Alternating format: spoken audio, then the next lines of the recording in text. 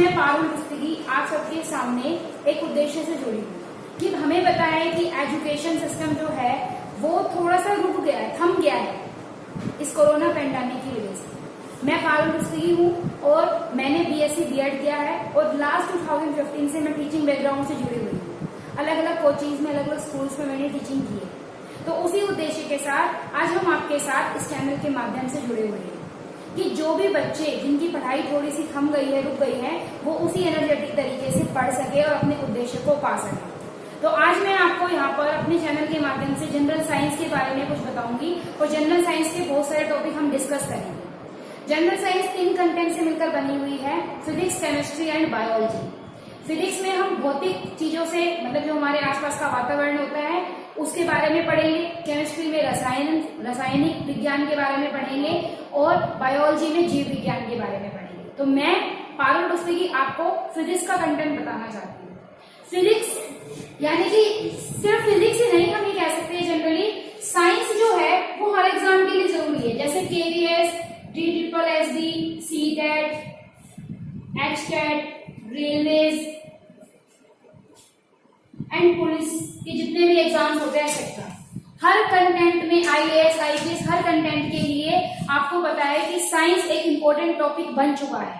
चाहे छोटा एग्जाम हो चाहे बड़ा एग्जाम हो, सब में साइंस का कंटेंट ज्यादा आने लग गया है धीरे धीरे। साइंस क्योंकि हमारे आसपास हर चीज साइंटिफिकली हो गई है, टेक्नोलॉजी से हम जुड़ गए हैं। तो चलिए ज्यादा देर ना करते हुए आगे की ओर बढ़ते हैं। सबसे पहले फिजिक्स में हम बेसिक से स्टार्ट करेंगे और बेसिक में सबसे पहले आता है यूनिट्स का चैप्टर, जिसे हम इकाई कहते हैं। यूनिट्स जो होती है किसी भी चीज को नापने के लिए जो भी मात्रक हम लेते हैं उसे हम यूनिट्स कहते हैं। यूनिट्स प्राय यानी कि मूलतः या यूनिट्स बेसिकली 2 टाइप्स की होती है। 2 टाइप की होने वाली यूनिट्स होती है, बेसिक फंडामेंटल यूनिट्स यानी कि हिंदी में हम इसे कहते हैं मूल इकाई, और दूसरी यूनिट होती है डेराइव्ड यूनिट्स। डेराइव्ड यूनिट्स का मतलब होता है विकसित इकाई।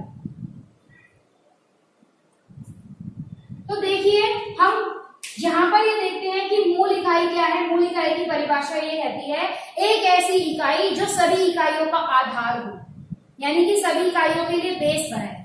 जिस प्रकार एक मकान या एक बिल्डिंग बनाते समय हमें नींव की जरूरत होती है, नींव उस मकान का आधार होती है और उस पर हम फ्लोर्स यानी कि उसके ऊपर हम फर्स्ट फ्लोर, सेकंड फ्लोर इस तरीके से मकान को ऊंचा करते जाते हैं, लेकिन उसका आधार हमेशा एक ही रहता है। और आधार या नींव मजबूत होती है, जड़ मजबूत होती है, तो वो पेड़ भी यानी कि वो बिल्डिंग भी एक अच्छी होती है। उसी तरीके से फिजिक्स को स्ट्रॉन्ग बनाने के लिए आपको यूनिट्स के बारे में पता होना चाहिए। यूनिट्स में मूल इकाइयां होती है जो सभी इकाइयों का आधार हो, जो मूल इकाइयों के जोड़ से, जोड़ने का मतलब कॉम्बिनेशन से, जो मूल इकाइयों के कॉम्बिनेशन से इकाइयां बनती हैं उन्हें हम फंडामेंटल यूनिट्स उन्हें हम डेराइव्ड यूनिट्स कहते हैं। तो चलिए हम डिटेल्स में पढ़ते हैं कि भाई मूल इकाई क्या होती है और डेराइव्ड यूनिट्स क्या होती है। जनरली फिजिक्स में 7 फंडामेंटल यूनिट्स होती है। 7 फंडामेंटल यूनिट्स को हम इस तरीके से एक्सप्लेन करेंगे। फिजिकल क्वांटिटी यानी भौतिक इकाई, और यहाँ पर हम उनकी यूनिट्स के बारे में पढ़ेंगे। कौन सी यूनिट? Fundamental units. कौन सी यूनिट्स पढ़ेंगे यहाँ पे हम? Fundamental units. जैसे फंडामेंटल यूनिट्स में पहली आती है लेंथ यानी कि लंबाई,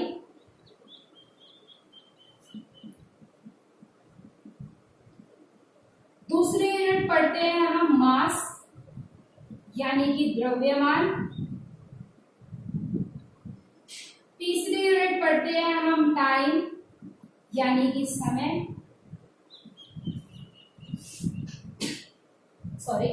लेंथ की यूनिट होती है आपके पास मीटर, द्रव्यमान की होती है किलोग्राम, टाइम की होती है सेकेंड। उसके अलावा चौथी यूनिट आती है हमारे पास ल्यूमिनस इंटेंसिटी, प्रकाश की मात्रा, जिसकी यूनिट होती है हमारे पास कैंडेला, ये भी एक फंडामेंटल यूनिट है। उसके बाद नेक्स्ट आती है हमारे पास टेम्परेचर, जिसे हम तापमान कहते हैं। तापमान को आपको पता है जनरली हम केल्विन में मेजर करते हैं, ये इसका एसआई मात्रक भी कहलाता है। नेक्स्ट 6 आती है अमाउंट ऑफ सब्सटेंस, पदार्थ की मात्रा। अमाउंट ऑफ सब्सटेंस को हम लोग मोल में मेजर करते हैं। पदार्थ की मात्रा को मोल एक मात्रक है जिसमें हम किसी भी पदार्थ की मात्रा को मेजर करते हैं। और last but not least is electric current, जिसे हम विद्युत धारा कहते हैं। विद्युत धारा का मात्रक होता है एम्पियर।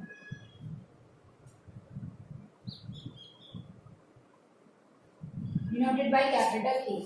तो हमारे फिजिक्स में बेसिक फंडामेंटल 7 यूनिट्स होती है जो कि ये सारी है। तो प्लीज नोट इट ताकि हम आगे बढ़ सकें।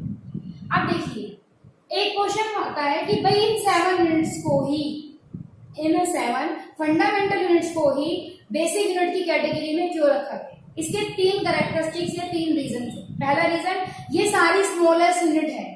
दूसरा रीजन, इन्हें इजीली मेजर किया जा सकता है। और तीसरा reason, these do not depend on each other, कि ये एक दूसरे पर डिपेंड नहीं होती, ये एक दूसरे पर निर्भर नहीं होती। यदि किसी की लंबाई बदल जाए तो द्रव्यमान पर कोई फर्क नहीं पड़ता है। तो ये सारी एक दूसरे पर डिपेंड नहीं करती और ये स्मॉलेस्ट है, इजीली मेजरेबल है, इसलिए हम इन्हें फंडामेंटल यूनिट्स की कैटेगरी में रखते हैं। तो चलिए अब अपने लेसन में, अपने चैप्टर में, क्योंकि यूनिट्स का चैप्टर ज्यादा मुश्किल नहीं है, हम उसे थोड़ा सा पढ़ते रहिए, क्योंकि हम सोचते हैं कि चैप्टर के अकॉर्डिंग, जैसे फिजिक्स के और चैप्टर है, लाइट है, इलेक्ट्रिसिटी है, एटम्स, मॉलिक्यूल्स है, या न्यूक्लियाई है, ये जितने भी चैप्टर्स हम पढ़ते हैं उसमें हम ऑप्टिक्स हैं, सबकी अकॉर्डिंग यूनिट्स याद कर लेते हैं। याद कर लिया वो एक अच्छी बात है, लेकिन उसका बेसिक भी समझना चाहिए। आगे हम देखेंगे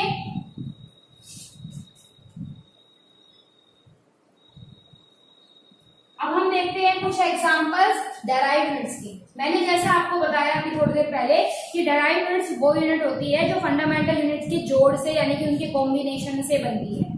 जैसे पहला एग्जांपल एरिया। एरिया का फॉर्मूला होता है length multiply bread. Length multiply bread यानी कि क्षेत्रफल। लेंथ की यूनिट भी मीटर और ब्रेड की भी मीटर यानी कि मीटर स्क्वायर। तो हमने यहाँ पे देखा कि एरिया की जो मात्रक है, डेराइव्ड यूनिट है, वो क्या है, मीटर स्क्वायर। दूसरा एग्जांपल देखिए, वॉल्यूम। वॉल्यूम मतलब length multiply breadth into height, that is metre multiply metre, that is metre cube. ये तो बिल्कुल बेसिक है, तो आपको 6-7 से ही पता है। अगली देखिए, अगली हम पढ़ते हैं वेलोसिटी, जिसे हम वेग कहते हैं।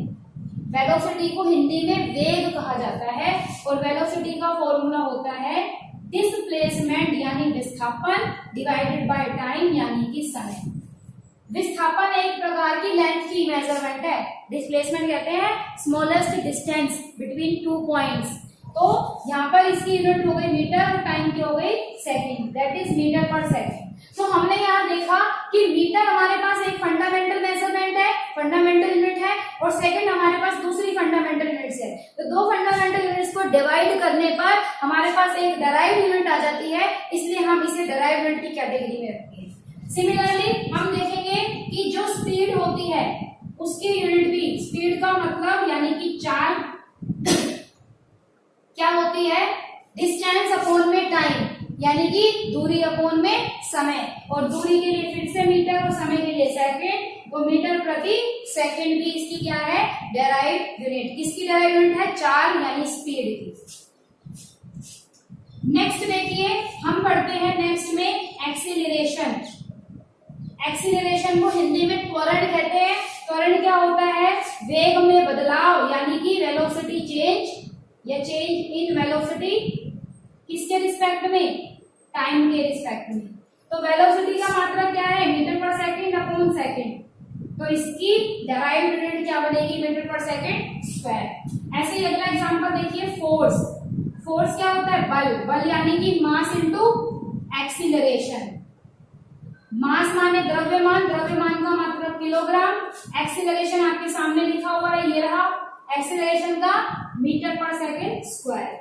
तो किलोग्राम मीटर पर सेकंड स्क्वायर यानी कि जो फोर्स है, बल है, वो भी एक डराइव्ड विकसित इकाई है जो द्रव्यमान और त्वरण से मल्टीप्लिकेशन से, उनके गुणनफल से बनी हुई है। तो इसी तरीके से हम देख सकते हैं कि डराइव्ड यूनिट्स जो होती है वो फंडामेंटल यूनिट्स के योग से, उनके कॉम्बिनेशन से बनती है। होपफुली ये भी आपको अच्छे से समझ में आया होगा। चलिए आगे बढ़ते हैं हम अपने चैप्टर में। पढ़ते रहिए, आगे बढ़ते रहिए। नेक्स्ट देखिए, वो सारे बच्चे सोच रहे होंगे कि मैम एसआई सिस्टम क्या होता है, सीजीएस सिस्टम क्या होता है, उनमें क्या डिफरेंसेस होते हैं। इसी चीज को हम अपने चैप्टर में कवर करते हैं और आगे बढ़ते हुए ये पढ़ते हैं। Next topic is systems of unit.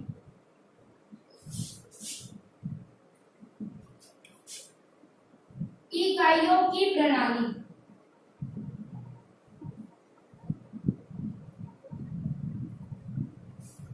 इकाइयों की प्रणाली ये हम पढ़ते हैं। हमारे पास मेजरमेंट करने के लिए यानी कि यूनिट को नापने के लिए तीन तरीके होते हैं।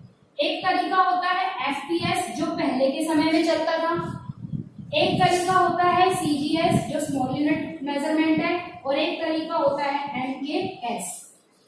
एफपीएस में एफ का मतलब होता है फुट जो लेंथ को मेजर करता है, लंबाई के बारे में।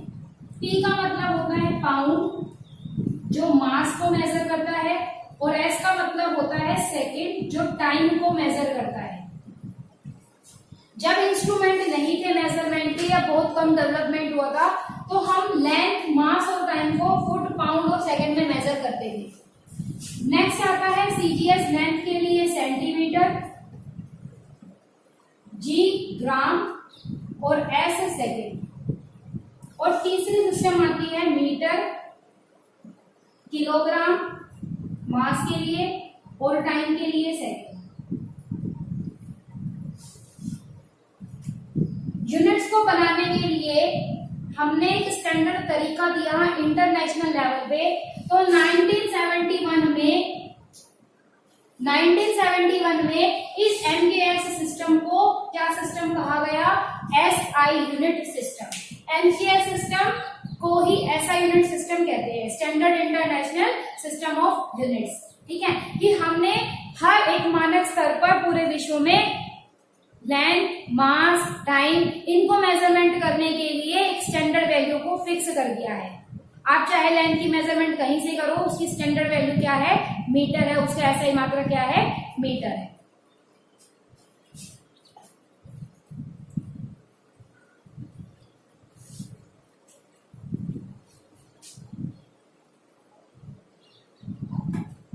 तो देखा हमने किस तरीके से यूनिट्स का चैप्टर हमारे लिए ज्यादा मुश्किल नहीं है, बस थोड़ा सा बेसिक कंसेप्ट आप उसका याद रखिए, क्योंकि किसी भी चीज के तह तक जब तक नहीं जाओगे तो आपको वो चीजें याद नहीं होंगी, वो चीजें समझ में नहीं आएंगी। और जनरली बच्चे फिजिक्स से डरते भी हैं, तो आपको डरना नहीं है, अपनी मेहनत कीजिए अच्छे से और उस पर फोकस कीजिए।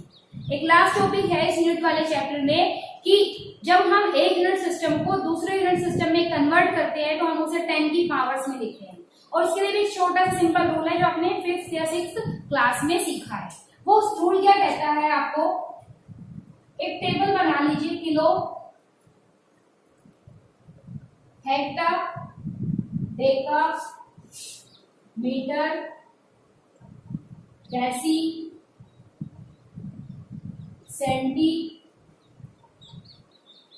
और मीटर।